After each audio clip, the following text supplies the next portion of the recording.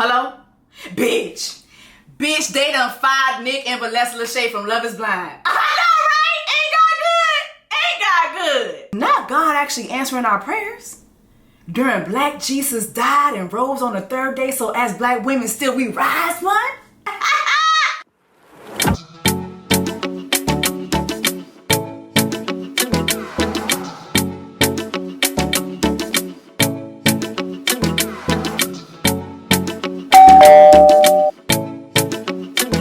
Quick shout out to all of you guys who came out last night to Rocksteady in Atlanta. My coupe party was nice. It was fun. Shout out to DJ Cash who hosts Bomba Tuesdays at Rocksteady every Tuesday. It really is lit. Coupe comes out next month. I'm really excited, y'all. Thank you so much to those of you guys who support me, who showed up last night. I met so many of you. I'm really thankful for all of you guys. Here's a little bit of last night. The vibes, we're vibing. We had a good damn time. So I look forward to seeing you guys out in Atlanta again very soon. Y'all, Black Jesus died and rose on the third day, so as black women still be rise month is almost over. What we gonna call May? What kind of month is May?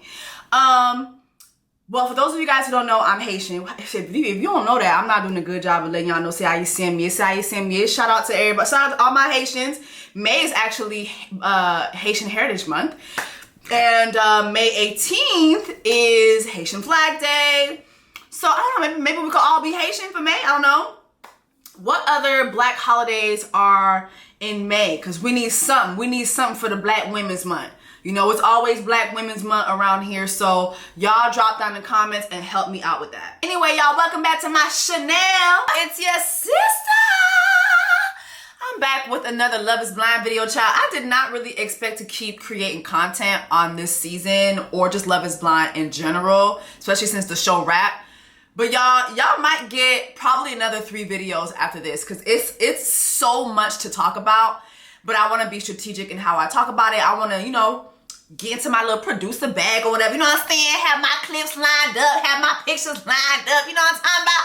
But before I get into this, I just want to say I got so many messages in my comments from y'all from my last video with my story time. I want to start off by saying that I am totally cancer cell free, okay? So that was really a tough time in my life. And I, you know, gave you guys a story time about, you know, how I was dating someone and what their response was to me. And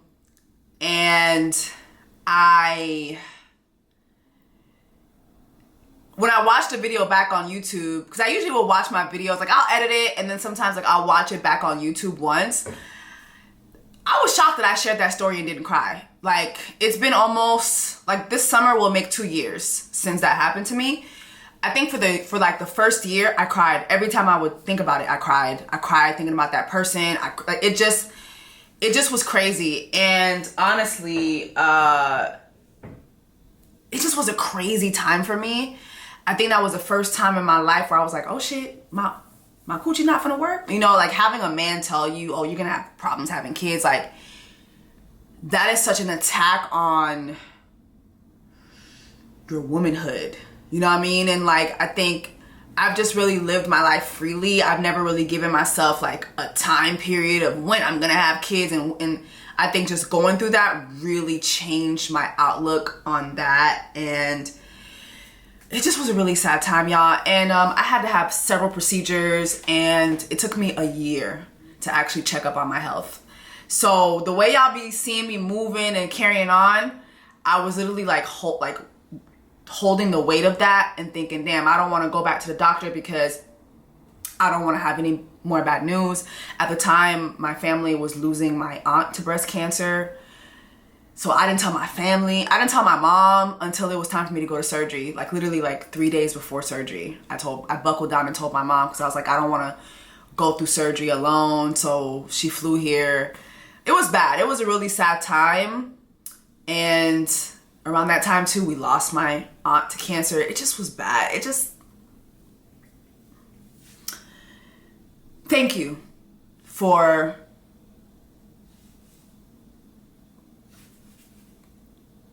thank you. I just want to say thank you. Thank you. The storm is over now. now the storm is over and, you know, I'm good. I'm healthy. You know what I'm saying? So hopefully somebody can, you know what I'm saying, use my pussy as a cum guzzler one day and I can have their children. Amen. Amen. All right, y'all. So let's go ahead and get into this video. So I want to talk about several things. First of all, I want to start off with Marshall. Now, again, in my last video, I did address Marshall. Do y'all think I went hard on Marshall? I don't think I went hard on Marshall. I saw some comments like, well, damn, he can't grow. And damn, those tweets were when he was a teenager. And I thought I said this. For me, my video on Marshall was more me using his tweets as a point of a discussion that, you know, shines light on a subject matter that is constantly being brought up in today's climate, especially in today's, like, red pill communities and, you know, how, like, that frame of thought 10 years ago birthed Kevin Samuels. It birthed, you know, the red pill community. Like, it birthed that. And so, yes, I do think he's grown. I thought I said that. I felt like even if he did go into the pods with a preference, I feel like his experience with Jackie definitely had him, you know, forced him to grow. And I do think that he's changed. And I said in my video, I think that he's a nice guy. I don't think that Marshall's a bad person.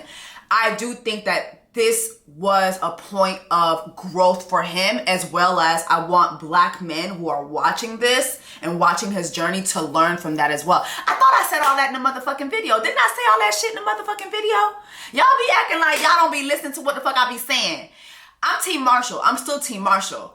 But we had to discuss those tweets because they were relevant to all my reviews that I've been doing. I could not just like skate over that. You know what I'm saying? So that's that on that. So speaking about Marshall,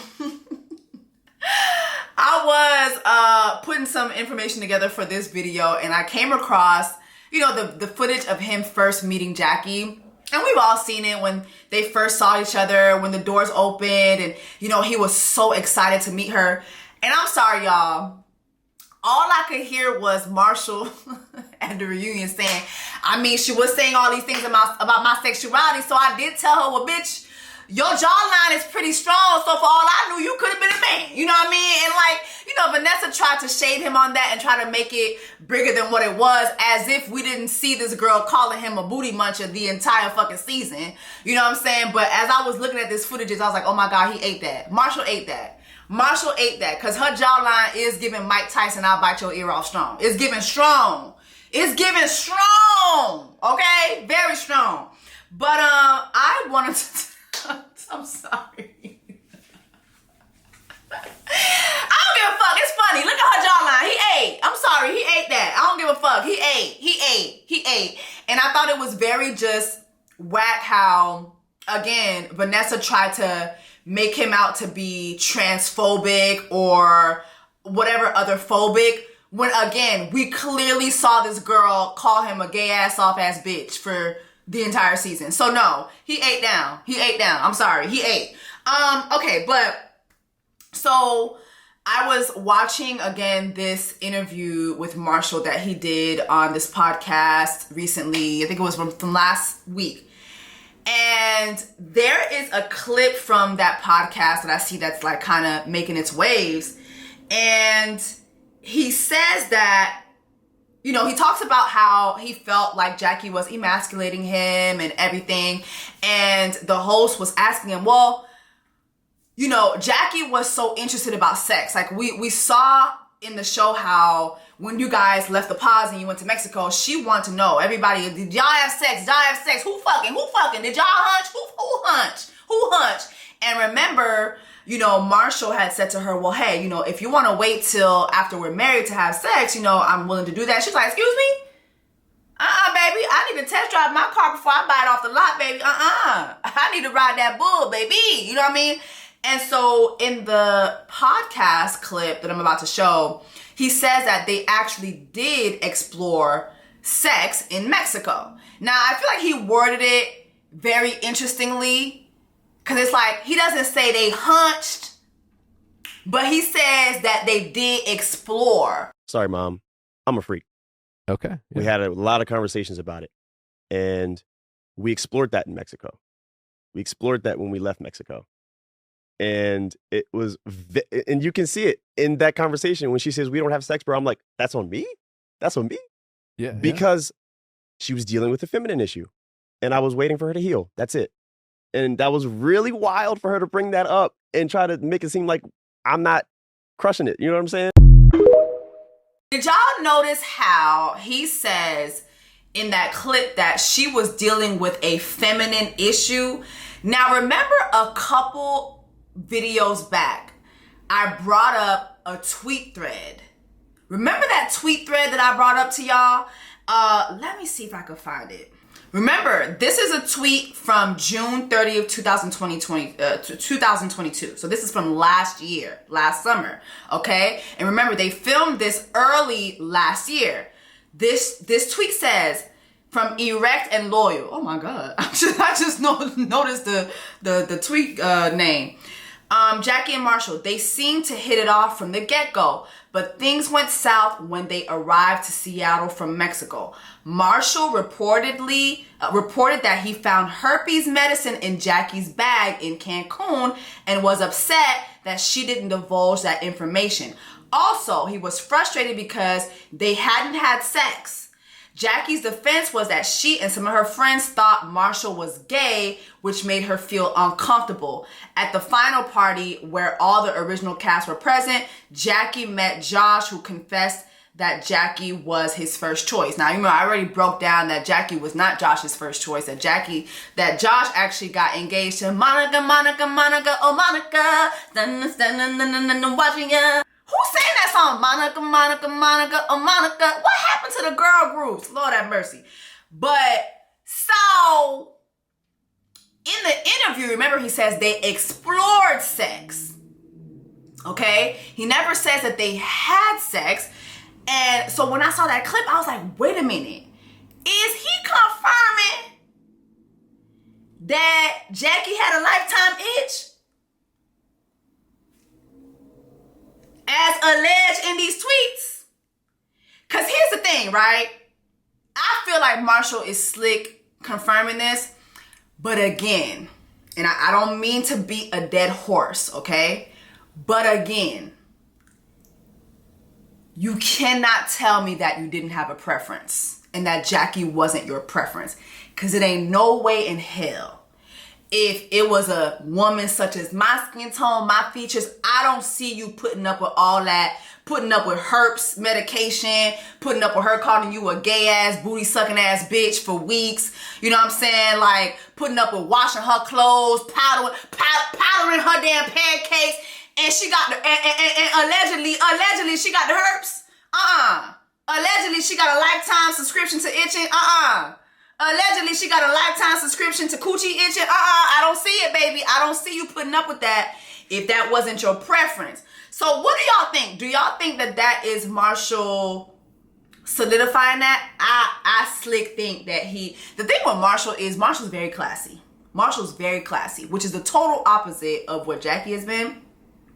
Speaking of Jackie, I saw where is this video? I saw this interview with her where she says that when she went on Love is Blind, that she was ready for marriage, but she wasn't ready for Marshall. Do you think you were ready for the show? I was ready. Now, I was not ready for Marshall. Okay. Okay. Now, for those of you guys who might not know who that is, that's actually Rachel Lindsay. She's the first Black Bachelorette from 2017. I love that girl. But her reaction says everything, because it's like, you were ready for marriage, but you weren't ready for Marshall. But then fast forward when you had that coffee shop scene where you told your cauliflower new boyfriend that marriage scares you. So which one is it? Which one is it? Were you ready for marriage or not? Like, Jackie's really full of shit. She's really full of shit. You were ready for fame. And unfortunately, again, like I've been saying in these videos, when y'all go on these shows, y'all be thinking it's gonna go a certain way. You gonna get the attention you want. A lot of times it's not gonna come how you want it. Okay? How do you want it? This is not a restaurant, bitch. You don't get to order specifics. you gonna get what the people choose to give you. I'm telling you. So, again, do y'all think that this was Marshall confirming that our good sis had a lifetime subscription to Coochie Kitchen, or what do you think? All right, let's go ahead and talk about Nick Lachey and his wife, child, Vanessa. The popular Netflix show Love is Blind might be having a change of heart on Nick Lachey and his wife, Vanessa. Now, reportedly, they want to replace the Lacheys as hosts with fan favorites from season 1, Lauren Speed and Cameron Hamilton. Thank God. Hallelujah. My prayers haven't answered. According to the source, there's always been a whispers about replacing Nick and Vanessa, especially after the live reunion special, which was a complete disaster. Girl. So many levels. If they want to keep their ratings up, there got to be a change. What was y'all so like bad to see? about it? Yeah, you're Did the y'all expert. not? Oh, girl, Vanessa they had was us horrible. waiting for like 3 hours. Yeah. It was live. It was a mess. Vanessa Right. was shady for no reason. She was a gaslighter, too. Yeah, it was, Really, yeah. it was not it. It Yeah. was like a disaster. A disaster. But I think, maybe they did a semi-decent job launching the show. Oh, And now okay. that you have some breakout stars from the show Right, that yeah. people connect with, Yeah. you kind of got to evolve it and, put them in the front line position because they know what it takes to walk in the shoes They of do. the contestants They of do. the show. I've always said in my reviews, if you don't make Cameron and Lauren hosts, at least make them consultants on the really? show. Yeah, because these contestants need to speak with somebody who's been through the process. Yeah. And more of the contestants are speaking out about their experience, and it's getting very ghetto. Now, side note, that clip is from me at Dish Nation. Did I tell y'all that I'm on Dish Nation? Do y'all know that I am a permanent host on Dish Nation? Dish Nation comes on your local Fox affiliate. So check your local listings. Monday through Friday, you will catch me on there acting a damn fool with Head Crack, Brad, Tamar Braxton, Tanner Thompson, Gary with the T. We really it's really a lot of fun. I really see Dish Nation just really doing great things and blowing the fuck up. So please watch it. Subscribe to the YouTube. If you don't watch it live, you can always watch our episodes. It gets uploaded at 10:30, I believe, 10:30 Eastern Standard Time. So I feel like that would be 7:30 Pacific time. Okay, cool. So y'all, apparently the Daily Mail was the first to come out with this story. It says, knives out for Nick and Vanessa. Netflix courts married Love is Blind couple, Lauren Speed and Cameron Hamilton, to host the show after viewers slammed the Lacheys for their cringy reunion performance. Love is Blind's favorite contestants, Lauren Speed and Cameron Hamilton, are in the running to replace Vanessa and Nick Lachey as Netflix and the show's creator consider their options, following an outpouring of demands to axe the obnoxious actors and hire the down-to-earth newlyweds. I've always said this. I've said this since season 1, that Lauren and Cameron need to be involved in this show. Even if they are not hosts, at least as consultants, at least as people that these contestants can consult with throughout their journey. They have experienced this. They are still together years later. I have personally hung out with Cameron and Lauren, and I'm gonna tell y'all straight up, Cameron and Lauren, they are in love. This is love. I ain't never seen no shit like that before. This is them two love each other.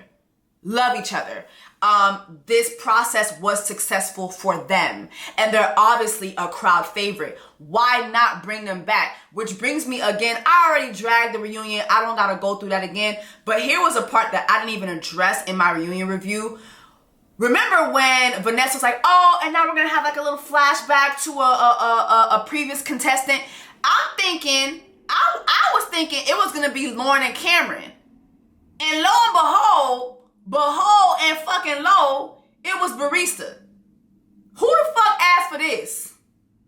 Who the fuck asked for this man to come on the screen and be asking us, when is the next Love is Blind baby? And really, it takes a lot of audacity for somebody like Battiste to do this shit. To be honest, I really think he did it for the fee, which I know the fee was not that grand. I know they didn't pay you a huge fee for you to come on a reunion and bother the fuck out of my spirit like that. But here his dumb ass come on the screen. That alone should have got Nick and Vanessa fired.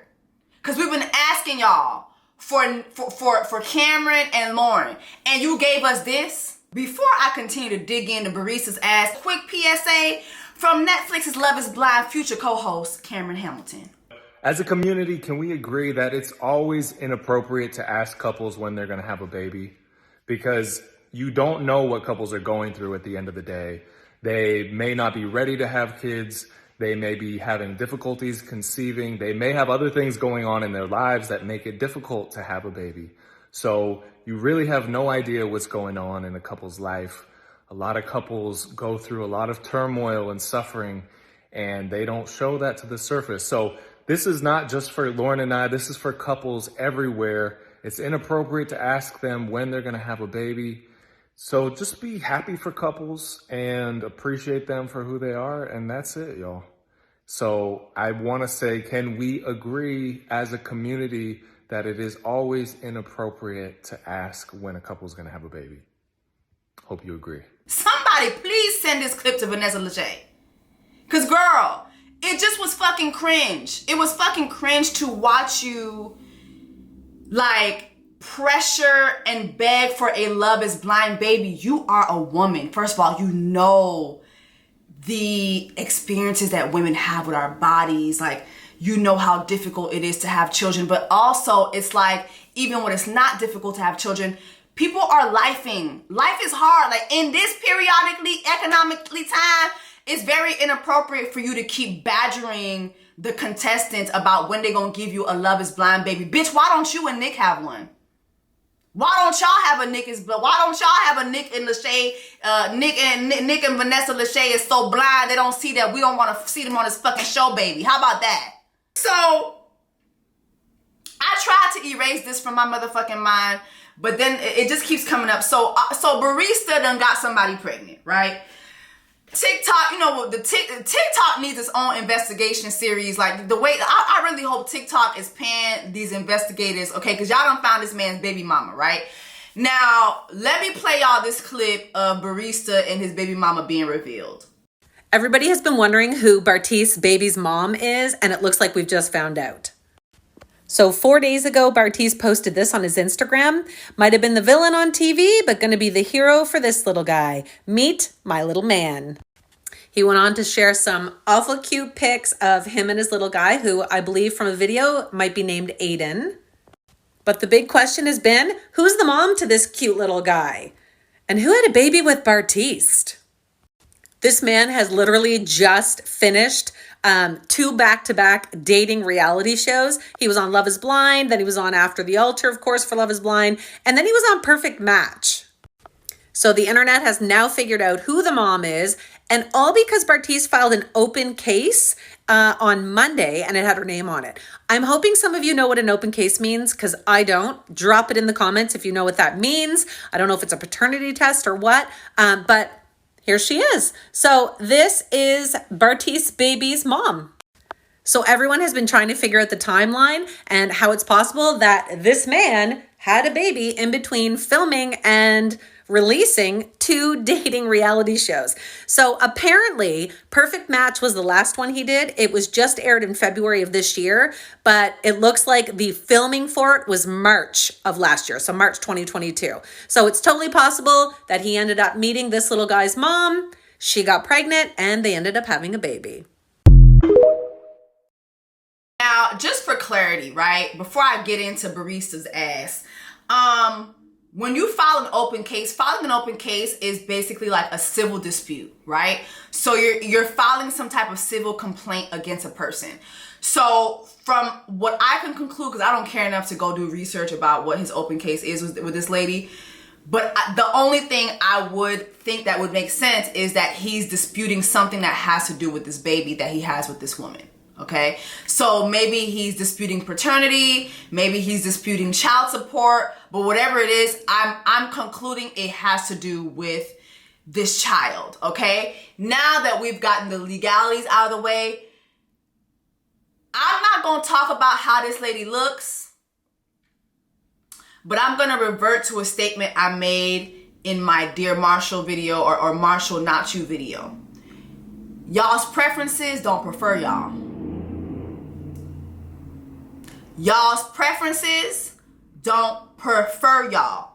Remember the audacity that Bart Simpson had during his season, and how he did Nancy, and how he was so in love with Nancy in the pods, but as soon as he saw what Nancy looked like, he was not attracted to Nancy.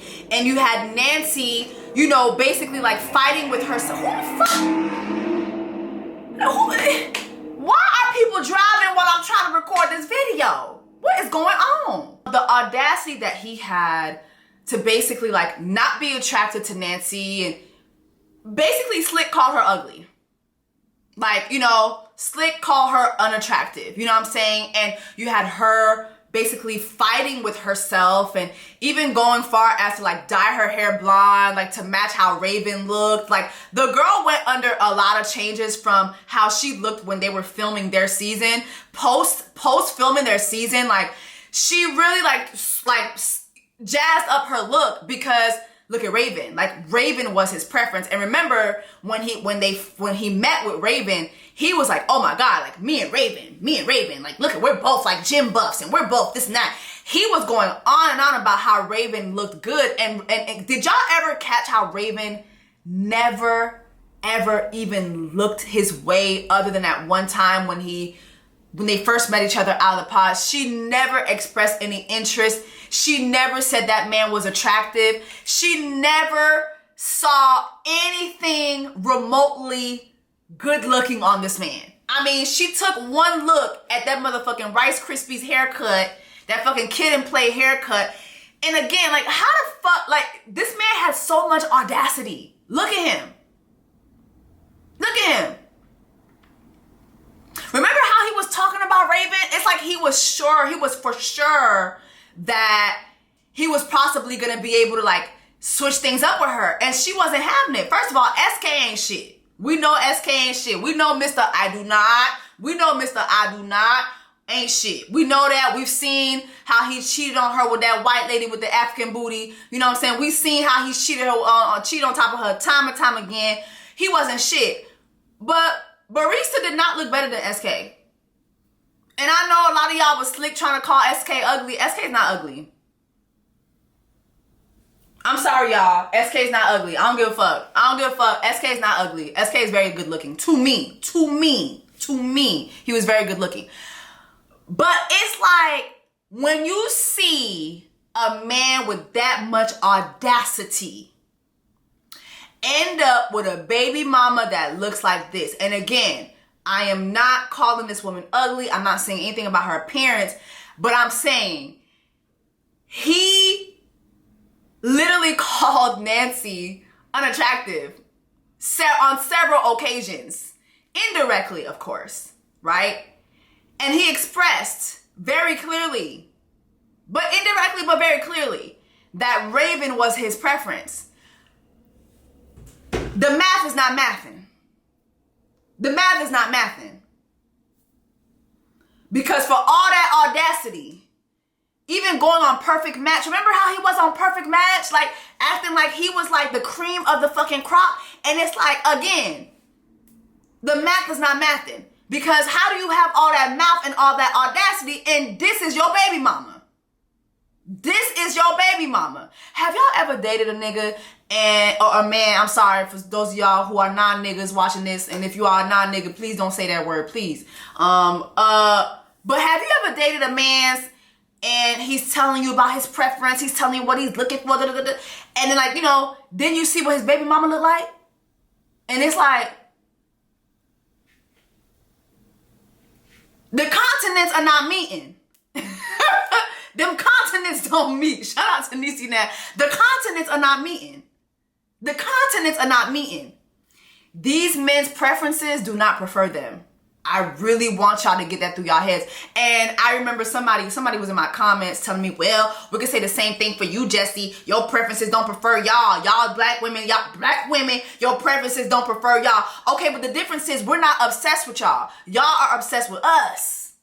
Y'all are obsessed with degrading us, with telling us we're not your preferences, with telling us we're ugly, with telling us we're not feminine, y'all are obsessed with us to the point where y'all think that we are down at brunch talking about y'all, and we are not. We are busy spending money like drug dealers and having a good old motherfucking time, throwing mimosas back. We not giving a fuck about you niggas, but y'all constantly have us in your mouths. It's the obsession. Y'all are obsessed. That's the difference.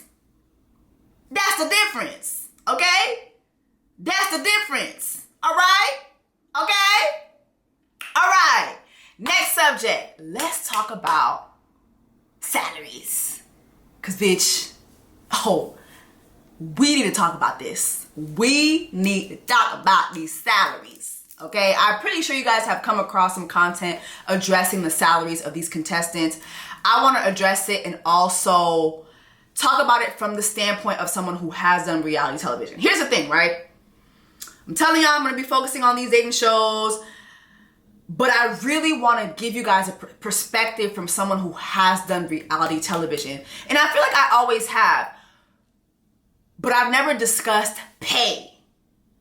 Let's talk about that. So guys, I recently came across this article on Yahoo that took information from other articles previous. This is from April 8th of this year. But it looks like it took some information from articles back in 2021. So according to a lawsuit filed by season 2 contestant Jeremy Hartwell in July 2022, the Netflix show pays Love is Blind stars $1,000 per week. So that's up to $8,000 for the length of filming the show per Variety. Hartwell alleged in the lawsuit that production paid them less than half of the applicable minimum wage rate of $15 per hour in California, despite the cast working up to 20 hours per week. The lawsuit also claimed that through a combination of sleep deprivation, isolation, lack of food, and an excess of alcohol, all either required, enabled, or encouraged by Love is Blind producers, it created some inhumane working conditions and altered mental state of the cast.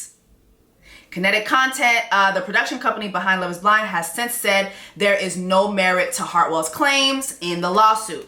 Now, not only are contestants reportedly paid a flat rate of $1,000 per week, they must also pay for certain expenses out of their own pockets. Like, remember when I was talking about wedding costs, right?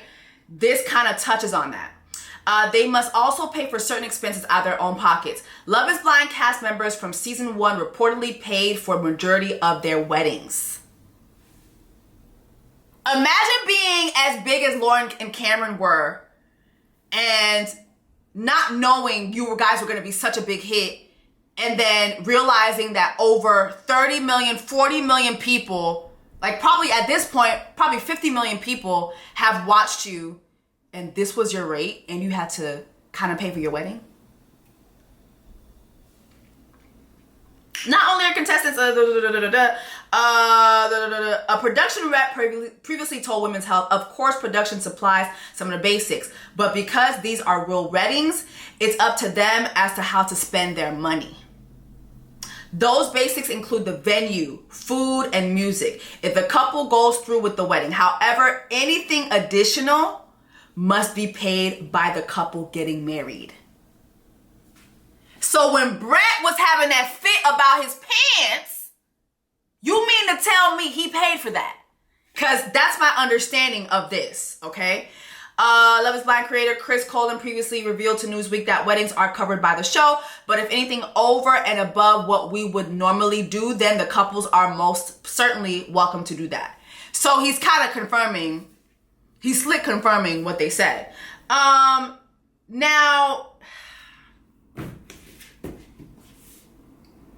here's where things take a turn for me, because again, this season alone, season 4 alone, it's already been over 30 million views of this show. So you mean to tell me these people were paid $1,000 per week? Not $1,000 per episode? And I don't even think they filmed for over a month. So that's just a couple $1,000s. And even if it was like $1,000 per episode, that's still about what, $12,000 to $13,000? That is nothing. That is absolutely nothing. One of the contestants from season 2, Nick, had this to say. He posted this on his social media, where he posted this video where he kind of like talks about, well, people say, well, you know what you signed up for when you signed up for Love is Blind. And he said, well, I didn't sign up for limited food and water, causing me to lose 15 pounds in 3 weeks. I didn't sign up for mental health, for not receiving any mental health support before, during, or after the show. producers withholding your partner, having a panic attack and sent you to film anyway, isolation from everyone, including your fiance, for days at a time, and my pay equating $7.14 per hour. Who the fuck gonna sign up for that? Nobody signs up for that, right?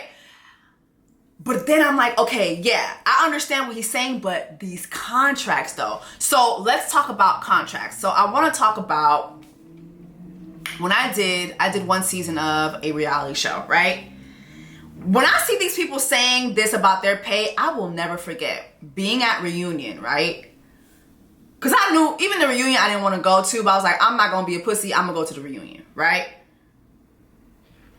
But I remember the reunion, even the pay for the reunion, I was like, I'm not even getting double my episodic rate. So that's why I really didn't want to go to the reunion. But again, like, viewers wouldn't see it that way. They would just like, oh, she bitched out. She didn't boss up like Jackie did. She didn't boss up like Jackie told her to do. You know what I'm saying? So I will never forget being at reunion. And there was a lot of shit going on set. You know, when you film these shows, like the reunion, you're only seeing 2 hours, but it's literally almost 10 to 11 hours of filming, right? So a lot of things don't get shown. So anyway, there was a person who was sitting next to me at the time on the couch, and they whispered to me, they were like, yo, I'm sorry, but this shit is not worth $2,500 per episode. And I'll never forget being like, $2,500? $2,500? Mind you, this person, it was their second season filming the show. It was my first season filming the show, and I was getting paid double that. And I remember fighting the fight that I had to get paid double that. And the only reason I was able to fight for that was because I had already had several on camera jobs at Viacom already, so I was able to fight for that. But coming in the second season, and it was my first season, I was making more than 75% of the cast already. But I had raised hell for that. The hell that I raised for that, and being called difficult and being called all these things. And mind you, I was sitting there thinking, you were getting paid that, and this is your second season with the show?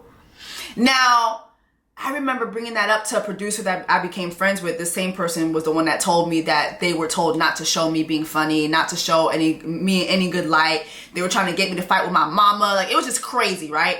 She told me, oh girl, there are people on the cast who are making like $500 per episode. So-and-so is making $1,200. And mind you, you know what's the killer in these reality television show streets? You don't get residuals. You do not get a residual check. So for every time that they like re-air an episode, you're not getting a check for that. There are no residuals. Please understand that. When you're going into these shows, please understand there are no residuals. So these people can use your image in perpetuity for years to come. Years to come. I'll never forget them sending me my pickup notice for my second season of filming. I was like, hell no. And I was threatened with legal action. I was like, go ahead, sue me. Go ahead and sue me. And it's funny because I see when I was active on Twitter, people always would say, oh, that's why you got fired. That's why you got fired. I'm like, no. I remember posting my pickup notice one time. No, they asked me to come back, and I said hell to the no. And I had to suffer for that because the creator, the creating company of that show threatened legal action to me, said that the network would sue me. And I remember contacting the network, and the network was like, girl, we're not trying to sue you. I remember even one time she was like, yeah, you're doing Dish Nation and you can't because you have an exclusive contract. And I was like, no, my contract is non-exclusive. That's another pointer.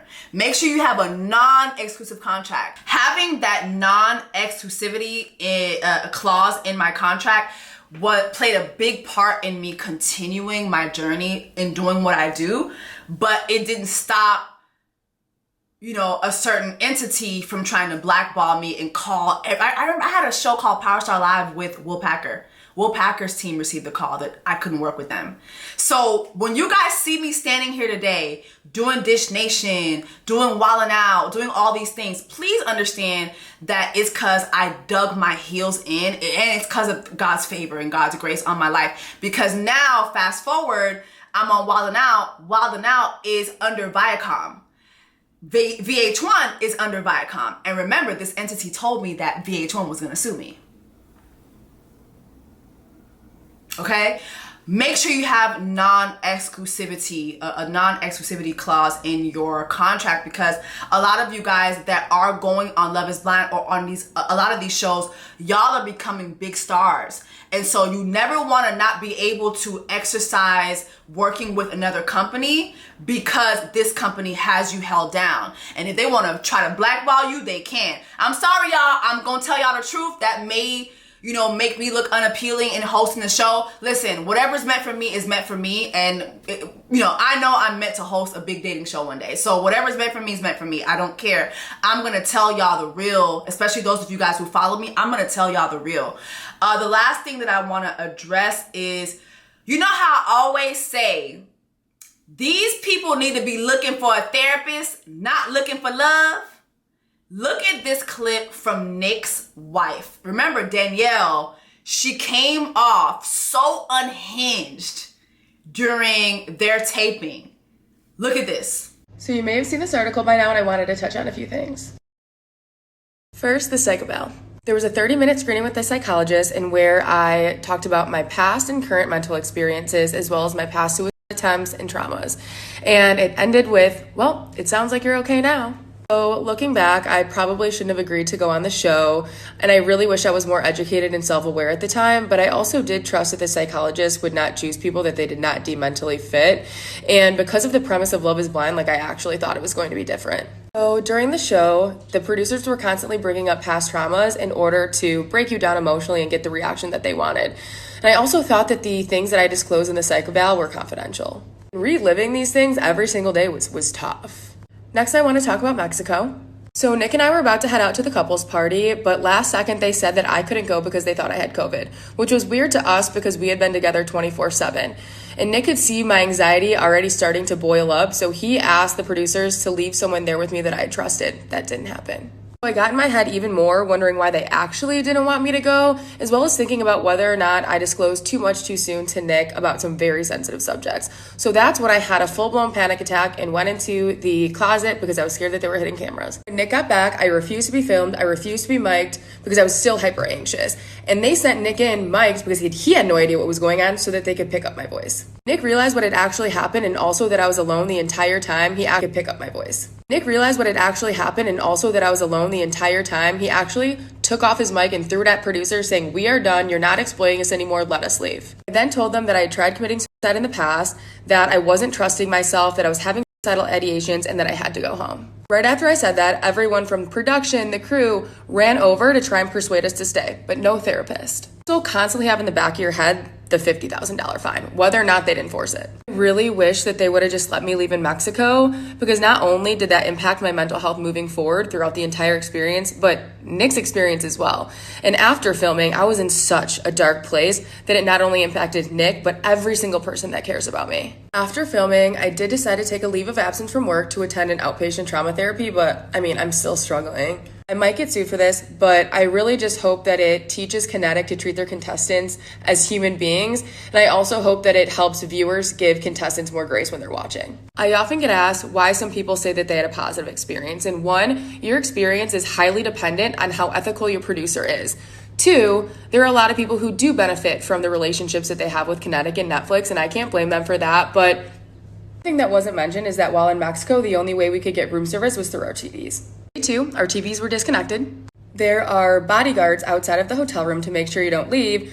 Luckily, we had a swimming pool and we were able to make friends with the people within the swimming pool in order to get food and water.